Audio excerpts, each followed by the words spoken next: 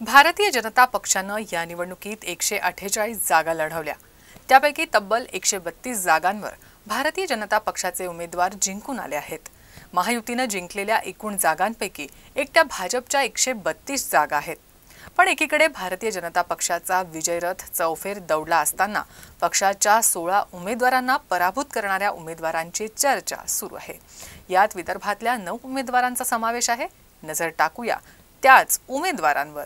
अकोला पश्चिममध्ये भाजपचे विजयी कमलकिशोर अग्रवाल यांचा काँग्रेसचे साजिद खान पठाण यांनी पराभव केला। उमरेडमध्ये भाजपचे सुधीर पारवे यांचा काँग्रेसचे संजय मेश्राम यांनी पराभव केला।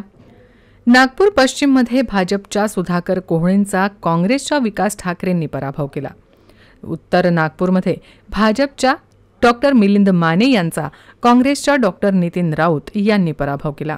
साकोलीमध्ये भाजपच्या अविनाश ब्राह्मणकरांचा अवघ्या काहीशे मतांनी पराभव करत काँग्रेसचे प्रदेशाध्यक्ष नाना पटोले जिंकून आले आहेत। आरमोरीमध्ये भाजपचे कृष्णा गजबे यांचा काँग्रेसचे रामदास मसराम यांनी पराभव केला। ब्रह्मपुरीमधून भाजपचे कृष्णालाल सहारे यांचा काँग्रेसचे विजय वडेट्टीवार यांनी पराभव केलाय।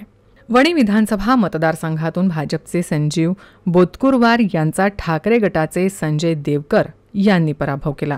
यवतमाळमध्ये भाजपचे मदन येरावार यांचा काँग्रेसचे अनिल मंगरुळकर यांनी पराभव केला आहे।